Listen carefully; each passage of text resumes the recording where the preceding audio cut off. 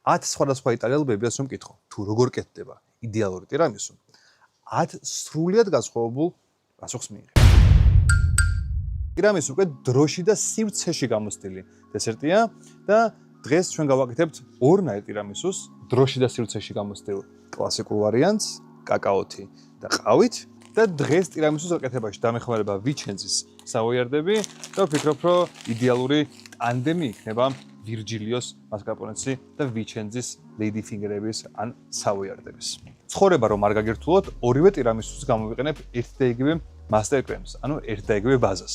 და თან ამ ეპიზოდში მოგიყვებით პატარ-პატარა საკონტროლო ხრიკებს, როგორ არ უნდა გაგვიფუჭდეს ტირამისუს კრემი და როგორ გამოვიდეს იდეალური და ასევე, რა თქმა უნდა, პატარა ფაქტებსაც მოგიყვებით ტირამისუსზე, როგორც მშობია. ამიტომ დრო აღარ დაკვარგოთ და დავიწყოთ. პირველ რიგში ჩამოთვალოთ ინგრედიენტები ტირამისუს კრემისთვის. 500 გრამი მასკარპონე, 5 ცალი კვერცხის გული, 200 გრამი შაქარი ან შაქრის პუდრი და დაახლოებით 180-დან 200 გრამამდე ნაღები. ეს არის პროპორციები, რომლის მიხედვით გაკეთებული ტირამისუ მე ძალიან მიყვარს. რადგანაც 10 ბებიას რომ მკითხოთ, 10-ვე სხვადასხვა იდეალური ტირამისუს რეცეპტს გვეტყოდა, ეს იმას ნიშნავს, რომ პროპორციები ნაღების, შაქრის და მასკარპონესი ყოველთვის განსხვავდება. რაც უფრო მეტ ამოყვანილ ნაღებს ვუზავთ, უფრო ჰაეროვანი იქნება და უფრო ნაღების გემოზე იქნება და რაც უფრო ნაკლებ ნაღებს ვუზავთ და მეტ მასკარპონეს, უფრო კარგი, ასე ვთქვათ, მასკარპონეს სქელი ტექსტურის იქნება. ამიტომ გააჩნიათ თქვენ რა გიყვართ. მე მაგალითად არ მიყვარს ძალიან ჰაეროვანი, მაგრამ ტირამისუ ძალიან ჰაეროვანი უნდა იყოს. ამ რეცეპტით სიჰაეროვანისაც ვიღებთ და მასკარპონეს სიკრემონესაც კარგად ვინარჩუნებთ, მაგრამ თუ გიყვართ რომ იყოს უფრო მეტად ჰაეროვანი, შეგიძლიათ რომ როცა აიღებთ ხოლმე 500 გრამ მასკარპონეს, აიღოთ 250 გრამი ნაღები. და ეგ 70 თუ 100 გრამი ნაღები ძალიან ბევრს ცვლის.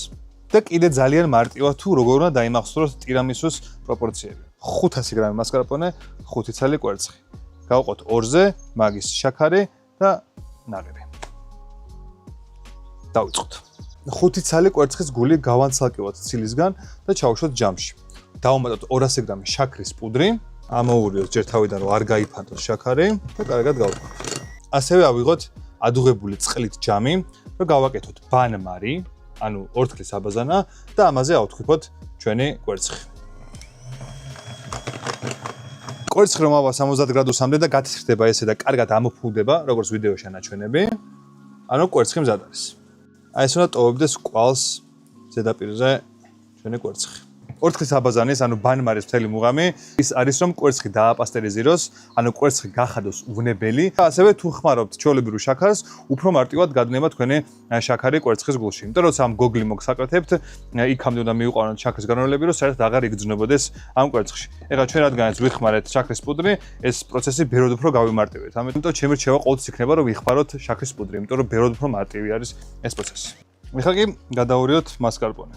ერთი რაც აუცილებლად უნდა გაითვალისწინოთ მასკარპონეს გადარევისას გოგლი მუგლთან არის ის, რომ მასკარპონე აუცილებლად უნდა იყოს ოთახის ტემპერატურაზე. თუ იქნება ცივი და გოგლი მუგლი იქნება თბილი, ძალიან დიდი შანსია, რომ მასკარპონე აგეჭრათ. და თუ აგეჭრებათ, ჩათვალეთ, რომ გადასაგდებია თქვენი მასა. მასკარპონეს რო გახსნით და აი ეს სითხე იქნება შიგნით, აუცილებლად გადაღვარეთ.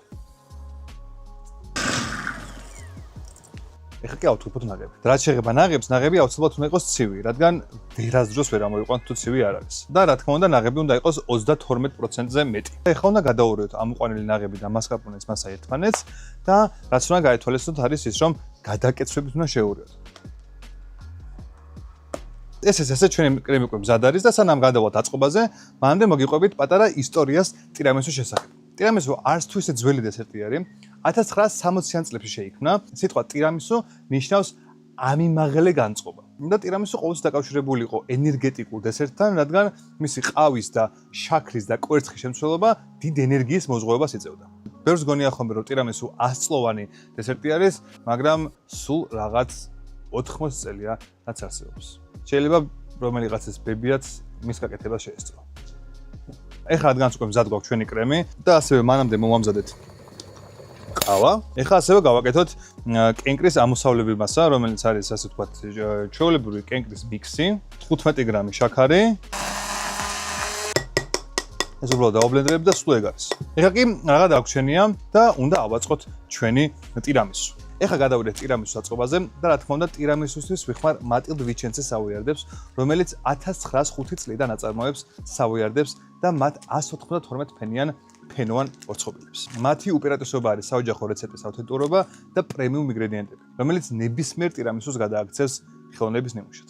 და მათი შეძენა შეგიძლიათ ნიკორას სუპერმარკეტში. კლასიკური ტირამისუს ვიხმარ სავოიარდებს, ხოლო კენკრეს ტირამისუს ვიხმარ იმ 192 ფენიან ფენოვან ორცხობილებს. ჯერ ავაწყოთ კენკრეს ტირამისუ და ერთი რაც უნდა გაითვალისწინოთ სავოიარდების ამოვლებისას ის არის რომ მაქსიმუმ 2 წამი უნდა ამოავლოთ ის ყავაში ან ნებისმიერ სხვა მასაში რაც იზავლებთ, რადგან ძალიან მალე იწევს ამ სითხეს.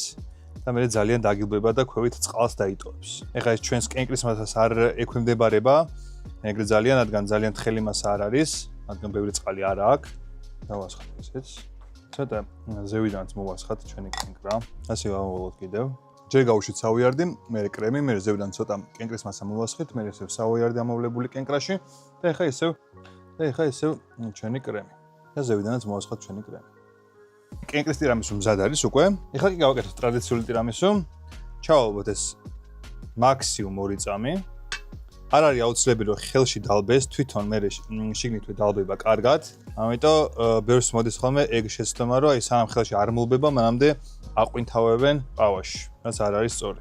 კი ბატონო, ეხლა დავადოთ ზევანა ჩვენი კრემი, ისევ სავოიარდები. ტრადიციულად 2 ფენაზე მეტი არ ჭირდება, მაგრამ თქვენ თუ გინდათ, შეგიძლიათ 3 და 4 და 5 ფენას გავუკეთოთ. ესა ჩვენი ტრადიციული ტირამისუ. ეხლა ეს კარგად უნდა გაცივდეს, როგორც კენკრის ტირამისუ. დაახლოებით 4-6 საათი, ანუ უმჯობესია მთელი ღამე, კარგად დაჯდეს და შემდეგ გატანისას და მირთმევის წინ უნდა მოვაყაროთ კაკაო. და რაც შეეხება წინა კენკრის ტირამისუს, ძალიან კარგად დააბალანსებს კენკრის სიმჟავე, მასკარპონეს ცხიმიანობას და ვფიქრობ ძალიან უნდა მოგეწონათ ისიც. კლასიკური რეცეპტი კი დროში და სივრცეში გამოცდილია, როგორც თქვი. დიდი მადლობა რომ მიყურეთ. იმედია მოგეწონათ და იმედია ისწავლეთ თუ როგორ უნდა გაკეთდეს ძალიან კარგი ტირამისუ და იდეალურთან მიახლოებული, იმიტომ რომ იდეალური ტირამისუ არ არსებობს, რადგან ყოველას ჩვენი იდეალური ტირამისუ გვაქვს twin-ში. თქვენ რამოდენიმე გაკეთების შემდეგ მიხვდებით თუ რომელია თქვენი საყვარელი და როგორია თქვენი საყვარელი და იმედია ეს ვიდეო იქნება იმის ბიძგი, რომ თქვენ თქვენი საყვარელი ტირამისუ იპოვოთ და გააკეთოთ. და თუ აქამდე მოხვედით, გთხოვთ გამოიწეროთ ჩემი არხი და ლაიქოთ ეს ვიდეო.